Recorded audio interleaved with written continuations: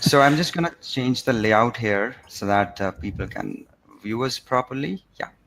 Ah, hello. Okay. So shall we just start now? Sure. Okay. Excellent. So hello everyone. Welcome to today's webinar. What's next for flipped learning? I thank you all for joining us today.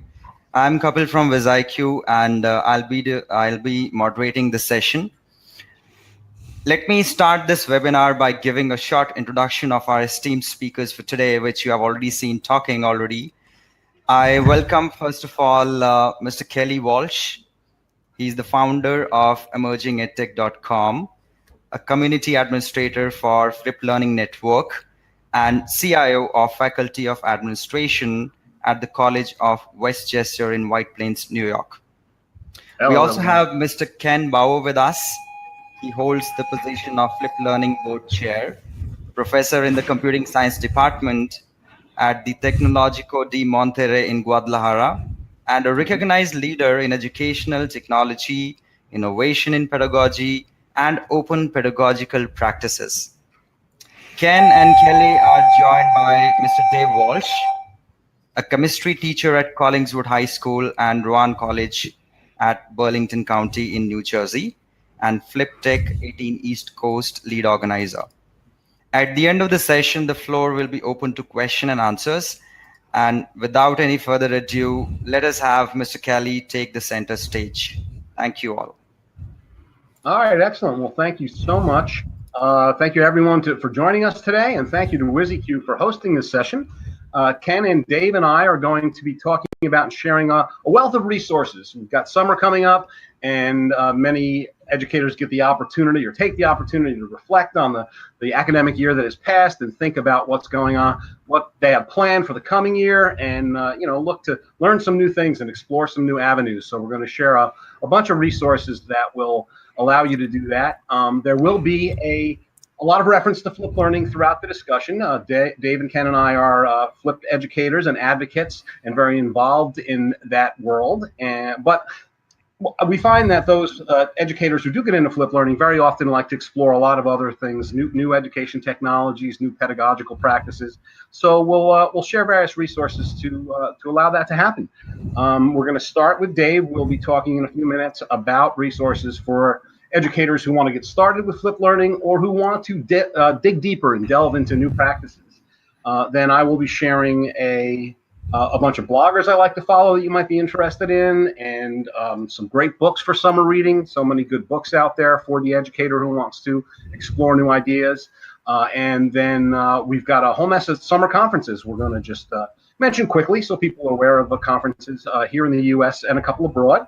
And then we'll wrap up with Ken exploring open educational resources. So Ken is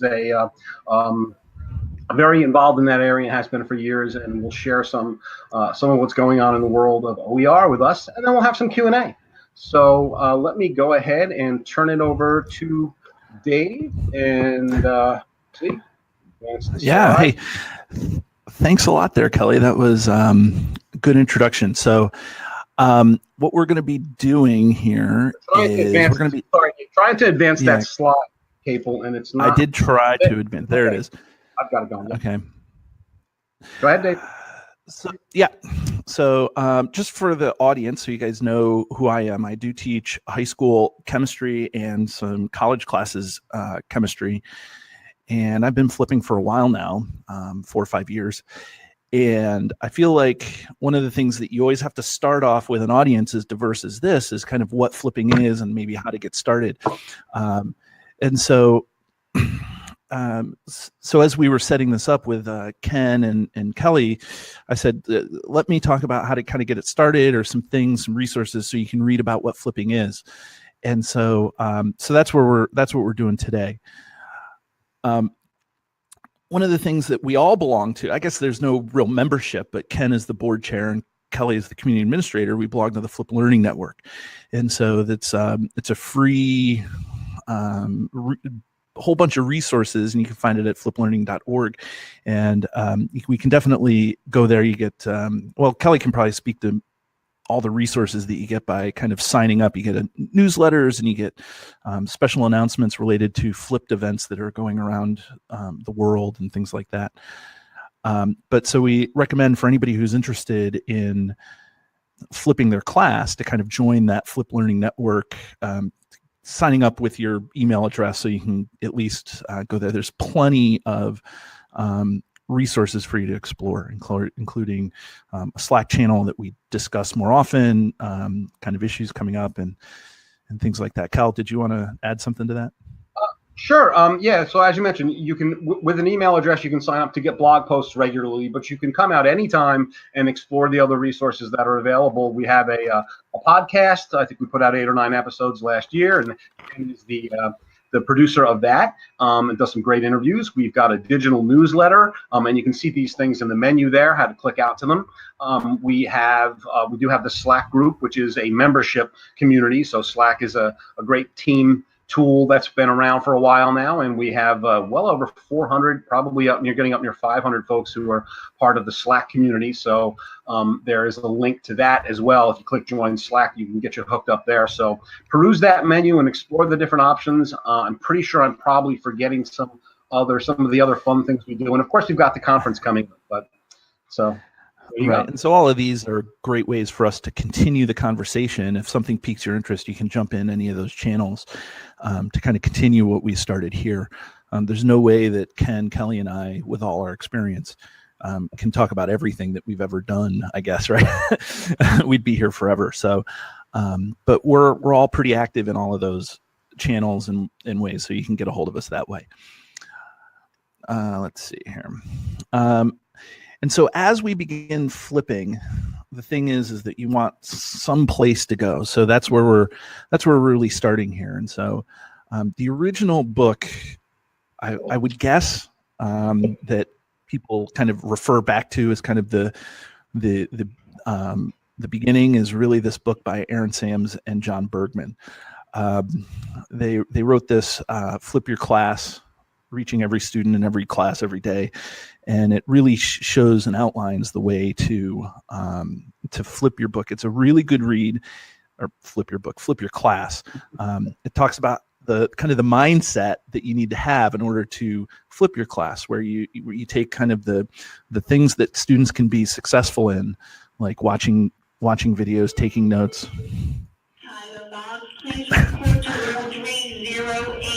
Sorry about that. And then you go on from there.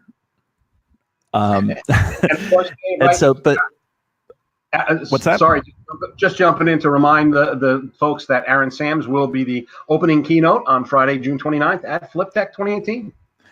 Yeah, he's kicking off the whole morning, the whole conference on that morning. Yeah, and so that's always good. And he's not the first guy to ever use Flip Class. John and him weren't, but they were the ones I always credit to popularizing the movement back in the early 2000s. So, and if you ever want resources for learning how to flip, or you're ever looking for it, there's a whole bunch of educational resources on Twitter, but our particular hashtags are Flip Class for our Flip Class chat, and more popularly the hashtag Flip Learning, which the Flip Learning Network uses, and a lot of the stuff that goes on there. So these are all resources to get you started flipping. I have to put a big shout out to Screencast-O-Matic, because as you start making content for your Flip Classroom, you need kind of the technology to do it. Flip Classroom doesn't necessarily have to be about making videos, but a lot of times that's what people do. So I always use Screencast-O-Matic as a tool to make content videos and record those, so that those can then be served outside of the classroom to YouTube or someplace like that.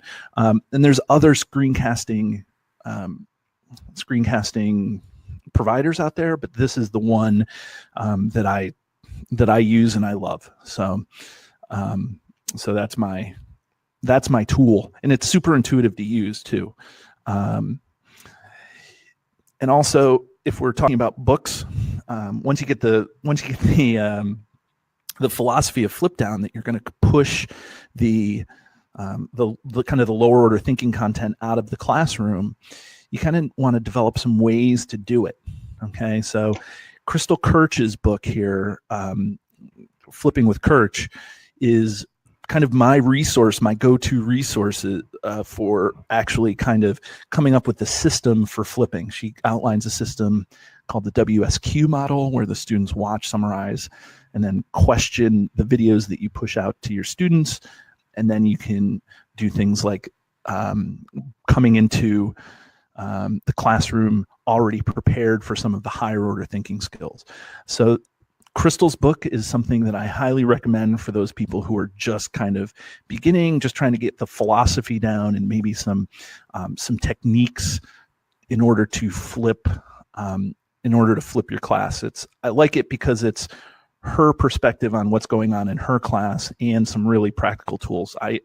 There's not a week that goes by that I don't open up Crystal's book to try to figure out what the heck to do. And Kelly's going to mention bloggers, but Crystal isn't active so much now on her blog, but if you go back and look at her blog, it's an awesome resource for new people that are starting to flip their classroom. She has an excellent, basically classic blog sessions of what was happening to her week to week in her first attempts at flipped learning over 2 years. And it's really good to go back and look at that. I'll grab that and share it. Yeah, and I was going to say to since you brought it up, when you're flipping your class, Crystal talked about 2 years of flipping your class. If flipping is something you're not familiar with and you want to try it, I would say that it takes a good 6 months to get your feet underneath you, but then it could take 3 or 4 years to get your flip class to where you want it to be. It's going to take time to develop. This isn't something that, I will say that you will immediately be able to feel the results of it, but to get it to where you want to be takes a lot of time. So Crystal Kirch, somebody really quick asked what a WSQ is, and so that's a method for accountability, right, for this. And some other apps to use, again, when you're getting started, kind of the beginning.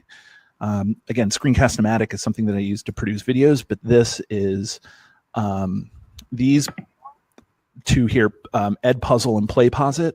They are ways to embed questions into videos that you make. So you make a video like in Screencast-O-Matic, and then you can embed questions right in the video. The video will pause, it'll ask the question. These were kind of my first go-to apps to use as I understood what flipping was and kind of the power of the flip. And then Flipgrid and Recap, again, kind of same thing, different names. What that is a video response system. So if you don't want kids to write, or you feel like a different mode of communication is good, then Edpuzzle and PlayPosit is good for writing and reading. Flipgrid is good for talking and presenting. And so Flipgrid and Recap kind of do the same thing. You can pose a question to your kids. They can answer. Instead of using a written response, it would record, and then you can grade it and share it that way. So there's a lot of kind of, I would say, real easy ways to get started in terms of your flipping. And even if you're not flipping, if you're just interested in ed tech, these four, the two groups of two here are really kind of the go-to in terms of getting involved, getting started with that. It's funny because once you start flipping and you realize that you're going to push all these lower order things out of the classroom, and this is really where I found the power of flipping.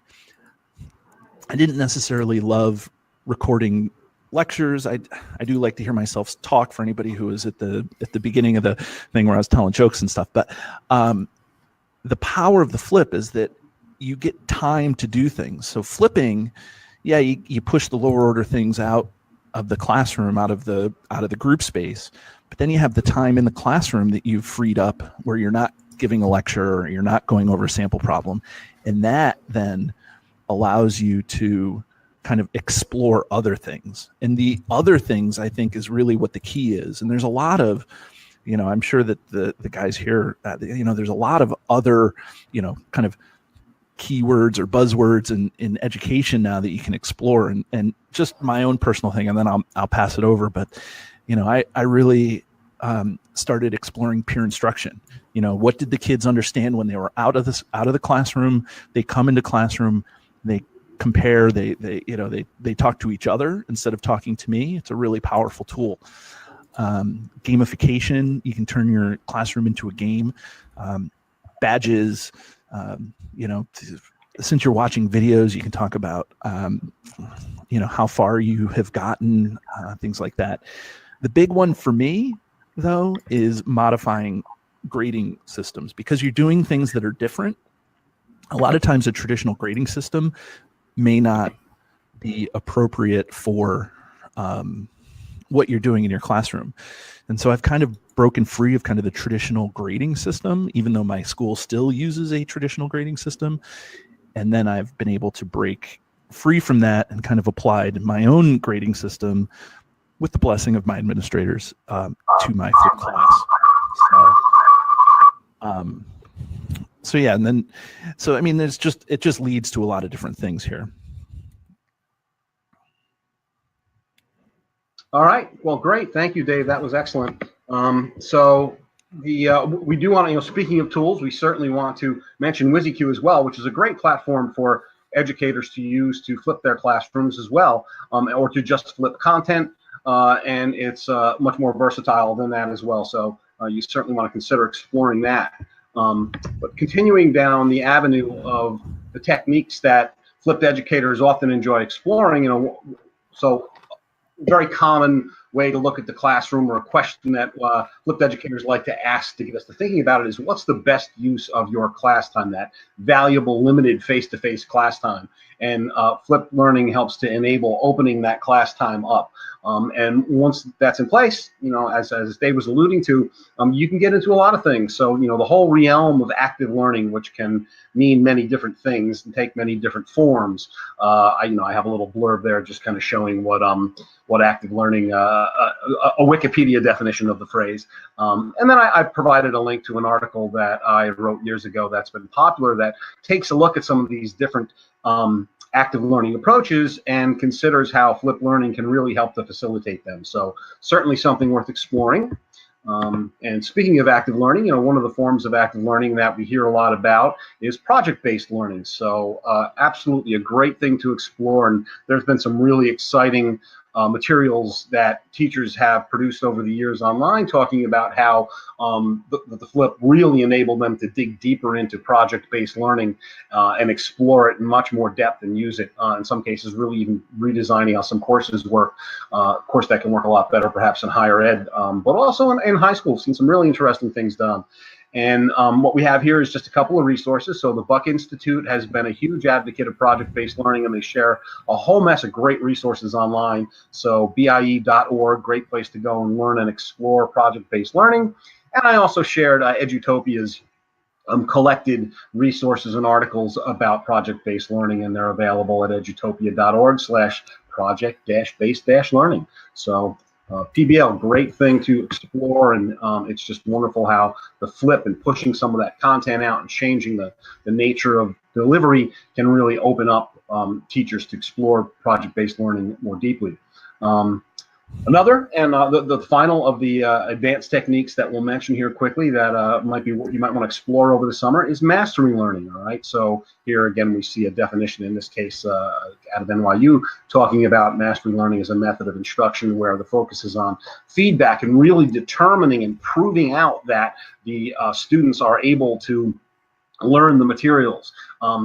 This has had a big impact in the world of competency-based education as well, where much of the idea is around students moving forward based upon proving their capabilities with competencies rather than just simply seat time and clock hours. So really wonderful to explore. And then I shared a link to an article in which I explore both mastery learning and mastery grading, which, going back to, Dave also alluded about grading practices. So many flipped educators have explored the idea of evolving grading practices and the opportunities that can bring.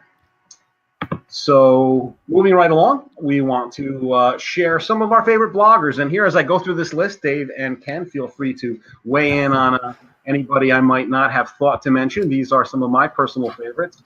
Most of these folks you can subscribe to on their sites.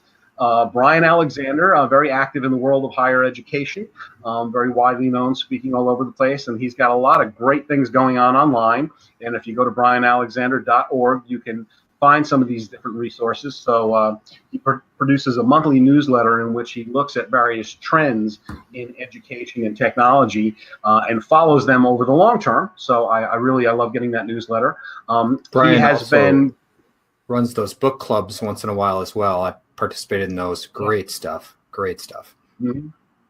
And on a more regular basis, one of the things that he's doing very regularly is a pretty much weekly session on Shindig. So Shindig is a live broadcast platform, and he's been doing a lot of great interactive sessions there. So fun to enjoy. And he does blog posts as well, and so you can find Brian all over the place. And it's not just about higher ed. Many of these ideas translate down to education in general, but there is a leaning towards a very strong leaning towards higher ed. Another gentleman that I've been following since about the time that I started Emerging Ed Tech is Richard Byrne, and he runs a site called Free Tech for Teachers with the number 4 there instead of the word for, and he posts all kinds of free resources. So who doesn't love a good free resource? So very worth getting into. He leans towards K-12. He has a variety of different kinds of content available. He runs webinars, has created hundreds of video tutorials. So lots of great stuff to tap into there with Richard Byrne. Many folks have probably heard of Vicki Davis, more commonly known or also known as Cool Cat Teacher. Vicki publishes blog posts on a regular basis. She podcasts regularly. She is also focused largely on K-12, but you get exposed to a really nice range of education and ed tech ideas through the work that Vicki does and all the great podcasts she does. And she puts out a lot. She's a very, very busy woman, a lot of great content she's creating. Then coming back a bit to higher ed, a little more of a focus on higher ed, but also education in general, is Audrey Waters, who's been running hackeducation.com for years. Ken's got 2 thumbs up. Audrey is interesting. She stands to somewhat apart from some of these other folks in the way she has she's very willing to speak her mind and of just a great angle and perspective on the reality of some of these education technology things. You know, one of the things that I've certainly seen over the years is it's very easy to hop on a bandwagon and you know, explore something new, and it's fun and exciting, but somebody needs to keep our eyes open to, wait a second, where is this? Is this really something that matters, or is it just something that's getting pushed from a commercial perspective?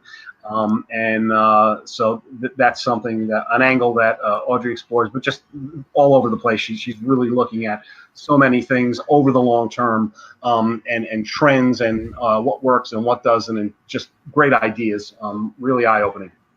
I would say that Audrey is a critical and important voice in the education community. And that was such a very distinct way of saying what I struggled to say. Thank you.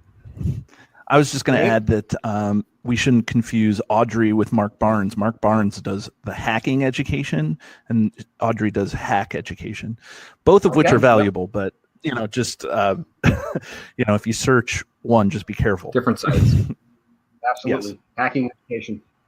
Thank you, Dave. Another gentleman I've been paying attention to for years and is publishes on numerous sites. I did not mention here, he's also publishes regularly. I forget if it's the New York Times, but he is in a print publication. He shows up very often as well. But Larry Ferlazzo, who's out there at larryferlazzo.edublogs.org, has written a ton of books. He is a real expert on student motivation, which I think is something that we can all use to keep paying attention to and learning about. His work does lean towards K-12. He's got a ton of great best of series blog posts. So he's very also very prolific, right? Writes a lot of great content and great to explore. His background is English language learning, but he brings a lot more to the discussion and to his writing than just that focus. Steve Hargadon, probably one of the first gentlemen I followed when I wanted to start Emerging Ed Tech about a decade or so ago. Steve was running a site called classroom2.0.org, which was a Ning site. Ning was a popular tool, kind of like Slack long before Slack, social community tool. Steve's also just very busy, very prolific, very involved in education technology. And if you go to stevehargadon.com, you'll see that there are a wealth of different types of resources and many other URLs he also runs that you may want to consider exploring. All right, who else we got here? We've got this character, Emerging. Look at that guy. Yeah, that's my site. A little shameless self-promotion there. So I've been running Emerging Ed Tech for, it'll be 10 years pretty soon. It was 9 years in April, but almost 10 years if you include some of the predecessor attempts. And I was just going to say is that as somebody who is not, the founder of this website, I found this website before I even got involved in flipping education, and it's phenomenal. I mean, as a guy, I feel blessed that I get to know Kelly, who is the founder of the site. But I mean, the site is a conglomeration of just things that you want to know and have with you. It's blogs and it's tutorials and it's tools, and it's great. It's great for all you people that are out there thinking, "Oh, Kelly," But no, it's an amazing website. Well, that's very kind of you, Dave. Thanks. Over the years, I've just been exploring. When I came to the College of Westchester, I had not been in education previously, and I was very interested in the evolving relationship between education and technology, and that just grew and grew and grew. And I've been fortunate to explore and connect with so many educators, so many, sometimes the vendors of products, manufacturers of products, and just look at many of the different things going on and what can really make a difference. And there's a lot of technology that is not necessarily that meaningful. There's a lot of misinterpretation of the relationship between tech and education, because it is ultimately about teaching and pedagogy and how we connect with each other. And in fact, my keynote at Flip Tech will focus largely on that, on the things, how over the years I've come to appreciate more than ever how it's much more about the people and always will be, and about how our relationships and how we connect to each other. And technology is just an enabler, but it can be a very important and powerful enabler. So I encourage you to come on out and explore. And then, of course, mentioning again briefly, Dave did at the start, fliplearning.org, a wealth of resources available there too. And again, we explore things from different angles. It's not just a blog site and website. We also provide access to podcasts, newsletters, the Slack group, and other things we have going on.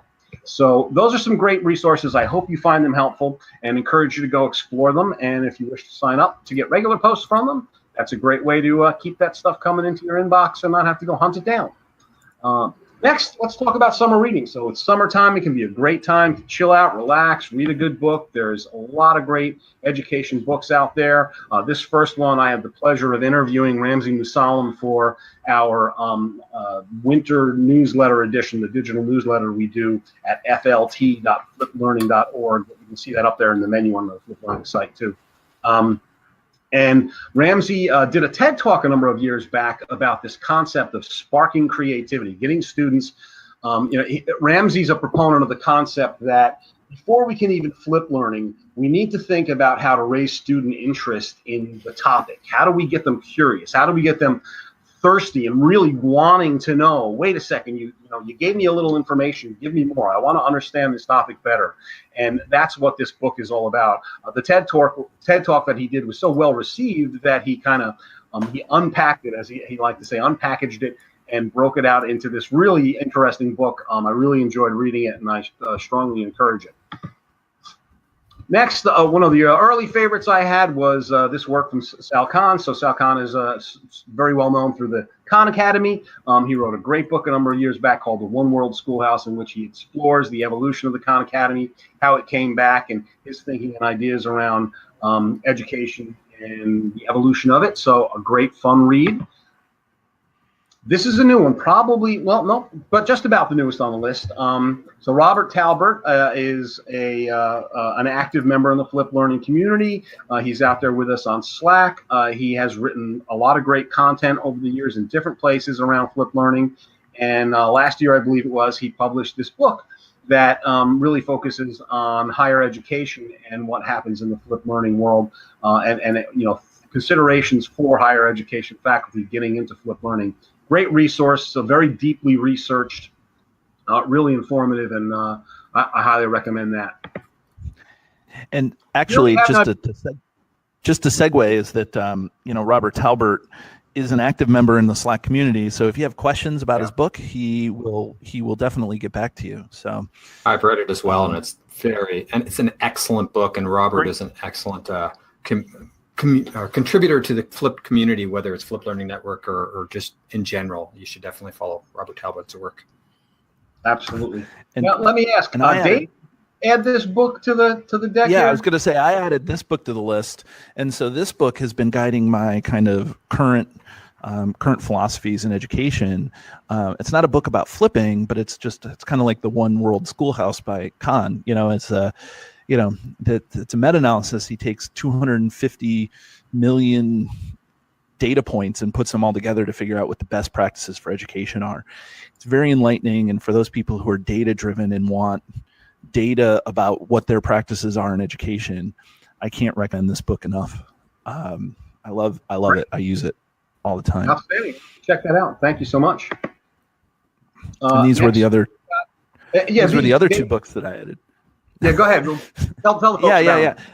And so again, for people who are trying to, as you flip your class and you're coming up with new things to do, and you realize that there's a lot of time and maybe your grading doesn't kind of match up with kind of the traditional systems. Hacking assessment, again, part of the Mark Barnes series, Hacking Education and the Hacking series, not to be confused with Audrey's blog that we were talking about earlier, but that hacking, there's a whole series of hacking education books. This one particular about assessment by Star Sackstein and Assessment 3.0 by Mark Barnes will definitely help you or guide you in terms of what learning or what grading systems and what kind of assessments for the 21st century are really looking like. Hacking Assessment and the Assessment 3.0 book are very quick reads and very readable. And so I recommend those for people who are interested in kind of the next level of assessing. Yeah, that's a fascinating topic, and I think one of the most interesting things that I hope we see evolve in the coming decade or so, a true the beginnings of changing the nature of how we assess and how we grade, and how they go hand in hand together. Yeah. All right, next, this is probably the newest book on here, and this is from our Flip Learning colleague, Matthew Moore, who is a member of the Flip Learning board, network board. And Matt shares a lot of great stuff online, and he has put this book together on the concept he refers to as digital instruction blocks. This is closely tied to Flip Learning, but not necessarily completely interwoven with it. It's also a concept that stands alone. And so Matt's put together this great material. I will confess I have not yet read it yet. I'm looking forward to it.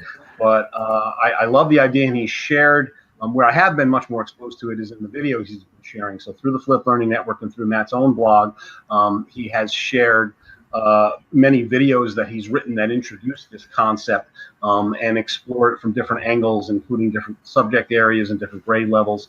And I would add that that just reminded me that I should say that the Flip Learning site is, we do plenty of original blog posts and a lot of original content through things like the podcast and the newsletter and so on, but we also syndicate. So we develop relationships with other bloggers who wish to have their content shared through the Flip Learning Network, where we have this centralized community resource. So we strongly encourage Flipped bloggers and people that write about Flip Learning to share their content with us, and we can republish it out on the site and help to reach a larger audience. Another shameless, as well as another shameless plug is that Matt is presenting at Flip Tech. Sorry, I thought you were finished. I'm just nope. Yeah, I'll Matt talk over you. He's another one of our presenters at Flip Tech. So I think that's important to say as we excellent. So I'm sorry. Yeah, so a couple other books that I want to throw out there. The Innovator's Mindset by George Couros. Great book, highly recommend it. This is stepping a bit away from just, this goes well beyond just the world of education, but it is written with education in mind. So just a fantastic read and a great mind opener, eye opener to get you thinking about evolving your practice. And a Ken, fellow did you want to Canadian add and fellow Canadian, follow George's work. George is much more involved in K-12, and he was a high school administrator up there in Alberta. And his brother Alec Koros is an excellent follow as well. And I probably should have dug up his blog address. I follow him on Twitter, but I assume if anyone Googles those names, they'll find them. They're unique names. Yep. So this is an older book that I just picked up recently and started reading, but I've seen I had seen it mentioned by so many. I thought I wanted to explore it, and I'm really enjoying the first couple of chapters. Definitely an inspiring work from a gentleman named David Burgess. I apologize, I don't know how to pronounce his last name, but Teach Like a Pirate. So just another fun read if you want to get out of your mode of, and this is geared towards K-12, but certainly, I'm in higher ed and I'm reading it and I'm enjoying it and it's making me think. So just another great piece if you want to get inspired and think about a fresh approach to your classroom and a richer, deeper student engagement. And I think this is about the last one. This is really a step off, but and maybe more applicable to higher ed, but an excellent book I read at the start of 2017 by Alec Ross called The Industries of the Future.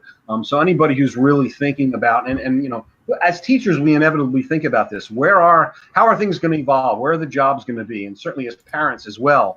But as myself being in higher education also has that impact. And Ross explores numerous key industries and how they're going to evolve over the coming years. And it's really a great read, really fascinating stuff. So let me see, how are we doing on time? I am going to go through these kind of quick because I want to make sure we have time for Ken and for Q&A. I probably won't, I'll kind of go through them pretty fast. These are in order these are just June through August, mostly June and July. So summer conferences that are out there. These are in date order. So UB Tech is coming up in a couple of weeks. Another shameless plug, I do write for UB Tech. I'll mention I write a Tech Perspectives column. I really enjoy working with them and I enjoy going to the conference. Tend to go every other year. They move it between Vegas and Florida. It's going to be in Vegas this year. UB Tech is geared towards higher ed. And speaking of higher ed and flipped learning, the Higher Education Flipped Learning Conference will be coming up in a couple of weeks out in Colorado. So the annual Higher Education Flipped Learning Conference. This is the third one that they're running. This is a summer conference in Canada and the BCC IE Summer Conference. I have to admit I was not familiar. I went around and did some looking and said, let me share some other conferences that are coming up. So for those who might be up in the north there, certainly something worth considering. Here's a really interesting one, PBL World. So, I mentioned earlier project-based learning, and there's this conference that's apparently been running a few years, geared towards K-12 and project-based learning. They will be running this out on the 19th to 21st in California. ISTE is a huge conference, so very, very popular every year. One of the, they probably have the right to call themselves to some extent the epicenter of EdTech. That's running later in June. Maybe you could, it'd be a lot of fun to be able to go to this and then go to Flip Tech. That would be perfect. So that's going to be running out in Chicago this year. A very popular ISTE conference. And here's Flip Tech. Yeah, there you go. 29th and 30th. We are at Collingswood High School in Collingswood, New Jersey, just across the river from Pittsburgh. Philadelphia. Philadelphia. I knew as I said it, I had that wrong. So just across the river from Philly. Thank you, Dave. And we really hope to see you there. So speaking of gamification that Dave mentioned earlier, the Serious Play Conference at George Mason University will be running in July from the 10th through the 12th. So really interested for those interested in gamification and its potential in education. This is another new one I came across. Don't know a lot about it, but if this timing in this area works for you, you might want to click through the newtechnetwork.org and check them out. They will be running in St. Louis, Missouri. And I would love to go to this for more reasons than one, right? The World Congress on Education. So international conference. They refer to themselves as a refereed conference, and I honestly don't know what that means, and I find that a fascinating turn of phrase. I don't know if they're duking it out there or what, as they debate different ideas. Don't know if anybody has any experience with this one, but the World Congress on Education, they're out there at worldconedu.org. They will be in Dublin this year in July. So another really interesting conference to be aware of. Blackboard World and DevCon. So Blackboard likes to make the point that it's not just about their LMS, but given the size of Blackboard, that's and the widespread use, it's a conference worth mentioning here. They are going to be out in Orlando in July 16th through 19th. And the 34th Annual Distance Teaching and Learning Conference. So for those involved in the world of online education, this conference has been a long-standing. They're going to be in Madison, Wisconsin in August. And I think that wraps it up. It does. So next, we're going to turn it over to Ken Bauer to discuss open educational resources. So I'll blast through this rather quick. Basically, I've been involved in the open educational resource and open educational practice community for at least 3-4 years now. Weave a little story, give you some resources. The University of Guadalajara held an event a few years back, and it was called the UDG Agora. I can send a link here in a second, but it's got an open community of it was a course we offered here in Guadalajara for 200 teachers of a week-long course, training them in open educational practices. And I will give a link here in a second about that. The reason I mention that is because that was really kind of my jump into a different community of people in this practice. It springboarded me into other things. I'm involved in the Open OER Conf, or the OER conferences in Dublin, Ireland. It was, I think, last year. I've been on the committee for a few years. I'm also involved with Creative Commons, which is listed there. Creative Commons, if you don't know about it, is a organization, nonprofit, that promotes the use of open licensing for your work or images or videos or anything that you can license to be able to, rather than have full copyright, which you automatically have, to say, I have full copyright, but I automatically give you permission to use my work. You don't even have to ask me. I'm giving you permission before you ask me, is the kind of 5-second explanation. If you're interested, they have certificate courses that they're offering now. You can check out the work there. Other things that I'm interested in is open pedagogy in particular. I'm going to hit this link right here in the chat. Robin DeRosa and Rajiv Jangiani created this site about open pedagogy. I welcome you to go and look at that. Actually, it's linked on the slide as well. Robin and Rajiv do excellent work. Robin just gave a keynote last week, and she is involved, and both Rajiv and Robin are involved in what I do. It's called Virtually Connecting, and I'll link that as well. The idea with Virtually Connecting, this is a great thing for a global community, which we're reaching right now. We have a group of people, we're all volunteers, and we connect those that can't go to a conference with those that are on site at the conference, with the idea that we can connect them with the keynote speakers or just people that are attending the conference. It's kind of the fear of missing out, connecting of people to things that they can't go to. It's a wonderful service that we offer. I'm the lead for Latin America now, and we're trying to reach out to more language communities. I welcome you to go check out virtuallyconnecting.org. It's an excellent resource. I linked earlier, and I'll just link it one more time here. Teaching in Higher Ed is an excellent podcast in higher education. Bonnie Stakoviak is the host. She interviewed me a couple of years back, as well as Robert Talbert, Robin DeRosa, who I mentioned there as well, and I'm pretty sure Rajiv was on this. A lot of folks, Bonnie's up at 200 and something episodes. Definitely check out the work of Bonnie Stakoviak. Excellent, excellent work. And one more thing I was going to mention here. I'm looking at my notes. Oh, yeah. Troy Cockram, speaking of books, just released a book, and it just came out today. There's a link right there, bit.ly Firefly Classrooms. It was released on Amazon today. I will be finishing up reading it this week and giving a review on Amazon, as well as probably putting something up on the Flip Learning Network site. Troy's really special in our community. Troy ran the original Flip Learning Network podcast for many years. Did an excellent service for the Flip Learning Network community. I definitely want to shout out to Troy and all of his work. And I'll leave it there for question and answers. I'll also just let you know, contact me anytime. I am the board, the chair of the board of the Flip Learning Network. Please come approach us. Approach me on Twitter at Ken_Bauer.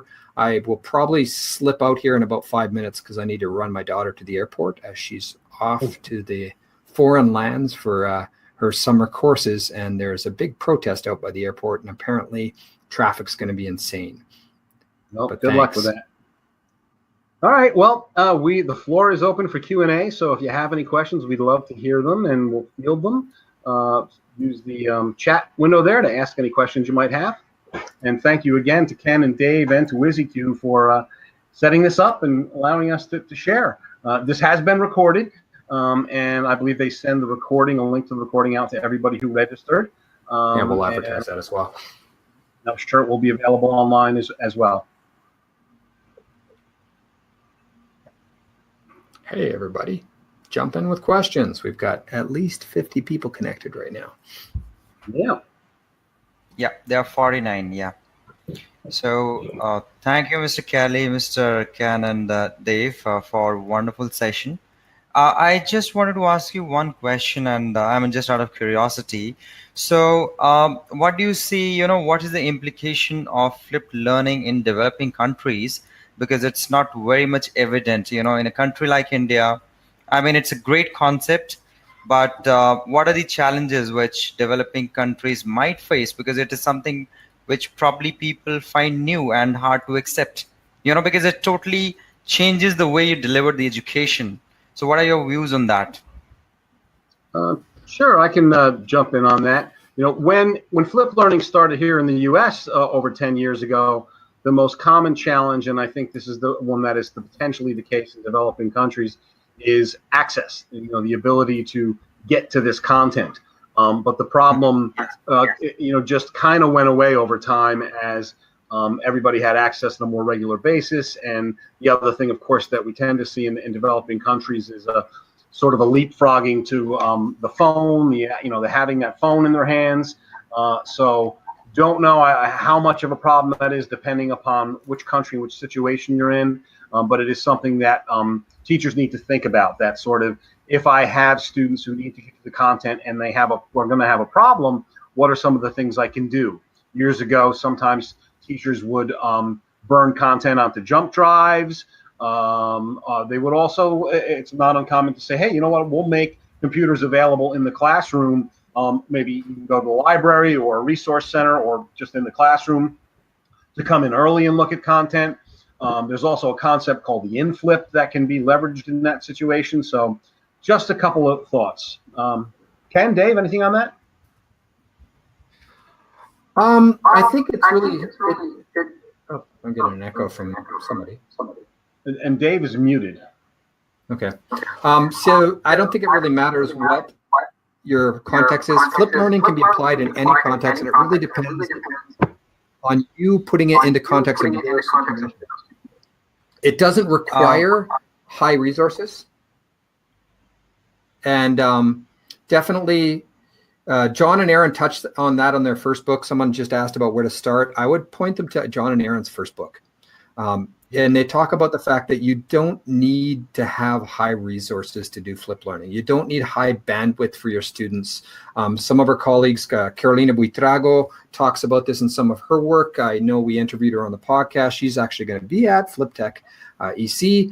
And she's written some on the fact that in Colombia, they would, one of her students she teaches teachers, would send home material on USBs or even CDs or DVDs for kids to watch at home. And the students could watch the work at home with their family. They were teaching English as a foreign language. And actually, it makes it a really fun concept that the grandma, grandpa, and mom and dad are sitting down watching and learning how to tell time and do other things. So I don't think in developing countries you need to worry about the technology side. I will push that flipped learning isn't really about the technology. You don't have to do videos. Robert Talbert will stress and push, and that's one of our big pet peeves, is when people say it has to be videos. It doesn't. It's about putting the active part of learning inside the classroom. And we can do that anywhere, in a small group. You can do it in a big group. Dr. Eric Mazur writes about how to take this type of activities and apply it in large classrooms, as well as Dr. Julie Schell, who is one of our board members, talks a lot about how to take this into the large context if you're worried about, I have like classes with 300 students. But definitely the technology isn't the focus in flipped learning. Yeah. Okay. Another thing I would add that's important for those who are just getting started and may not realize it is that It's a very good recommendation that the content that is pushed out of the classroom, whether you do it if you use a video or audio format, is limited, is brief, short clips of content. So you're not pushing out these hour-long videos. So just something else to be aware of. Dave, did you want to weigh in on that? Still can't hear Dave. Capel, can you see any reason why we might not be able to hear Dave now? Dave's been muted. Probably he has muted his microphone. Dave, There's a button up at the top. Can you get that, Dave? I do see Deborah Schister has raised her hand. Dave, try refreshing your browser once. Dave, yeah. Just try refreshing your browser. It could be because of the internet. In the meanwhile, can you see this question from Deborah? I don't see it. Oh, there we go. Do you know of anyone doing flipped classroom in English as a foreign language? Yes, Helene Marshall, who's Helene in our community, as well as Carolina Buitrago. If you check out my podcast, if you go to the Flip Learning Network site, who's that? It was Deborah. Check the Flip Learning Network site, go to the podcast. There was an episode with Carolina Buitrago from Colombia. She's in that community, and she's also going to be speaking at our conference, Flip Technique Coast. And you can follow her work on her blog as well. Carolina does excellent work. There is a big community of flippers in EFL as well as ESL. And I would add that the newest edition of the Flip Learning Today newsletter, which I'm typing up over here, is a themed issue focused specifically on language learning. And there are some great articles from educators in the ESL and EFL world in there. So I put that link over on the in the chat. Dave, we got you back. Can you hear me? Can you hear me now? Yes, we can. Yes, we can. Yeah, I had to restart. I'm sorry. So I was just going to reiterate what Ken said, so that doesn't doesn't meet. So I didn't necessarily hear what you were talking about, but I noticed some people are talking about online tutoring and online. Is there a way to flip your online teaching? And so I know. Did you talk about Helene and her SOFLA method? Yeah, we talked about Helene. Like to hit RJ with the yeah. Go ahead. So, this interesting question about the virtual classroom. I don't know how well this aligns with specifically what you're thinking, but Helene Marshall, again, who is a board member of the Flip Learning Network and has written a lot of content around this, she flips an online course, an online graduate course, and it's very interesting. I'll see if I can grab a link to pop into the chat there. She uses an Adobe platform to do that. So she, in the case of the online, the flip is that she actually holds synchronous sessions in addition to the traditional kind of online learning. So don't know if that I'm going helps. to add Audrey McLaren as well. I just linked her in the chat. She was involved in our conferences as well, and she does all online teaching to answer that as well. And then I'm going to slip out before I get in trouble for not making All right, safe travels. Thank you, Ken. You can. Thank you so much. Thanks for being. It was great listening to you. I can find there Let's it is. see. So I'm going to share this article that talks about this flipped online learning approach. So Right, somebody was asking that, during the presentation, you shared a lot of good websites from where they can get started with, because he was mentioning that he actually got confused where to start. Probably the best way to start is to get this video when we so the video will go out, and then you'll be able to review and see all those different kinds of links. Of course, it matters what specifically you want to get started with. If you're talking about flip learning, the single most important one we would direct you to is fliplearning.org. Oh, yeah. And if you want to read, kind of the book that started it all, I would recommend Aaron Sams and John Bergman's book, Flip Your Class. Those are some.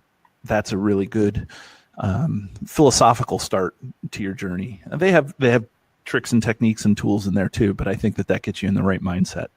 And then once you get there, then you can get into the technology piece.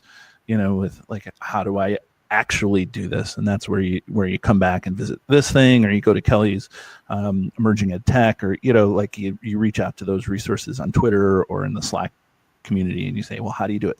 There's a million ways to flip the class, but the kind of the glue that holds all flipped class practitioners together is that we kind of want to take the lower order thinking skills and push them out of the classroom so that we can do higher order thinking skills inside the classroom. So those higher order thinking skills can take a million different forms, and they can be projects or gamification, all that stuff that we talked about. So but definitely start, if you're a reader, start with Bergman and Sam's if you like the and then follow Kelly's advice as well. Got it. I do. And yeah, please Oh, go ahead. Well, I saw this question that might be what you were going to look at too, right? So Juan Philippe asked about, I teach a course using WYSIWYG. From the resources you shared, can you suggest particular material or website to learn flipped learning techniques useful for WYSIWYG? I think these tools that we've been discussing are generally applicable to that idea, right? WYSIWYG, of course, is just another tool. If you're going to use, right, you went on to the question about, by the way, I do not use open mics for students in my classroom as it turns quite messy. Would that be a problem for flipped learning using WYSIWYG? Of course, it depends on your approach, but I would assume the use of WYSIWYG as a platform where you would create short videos and maybe additional content for students to explore outside of the classroom, so they would not be interacting, they would not be using their voice to interact with WYSIWYG in that scenario. So if the use of WYSIWYG was as a platform to deliver flipped content outside of the classroom, then the general sets of techniques and resources we've been sharing here would be largely applicable, and it should not be a problem in terms of students having a mic. I hope that helps provide some insight to that question. Oh, you're welcome.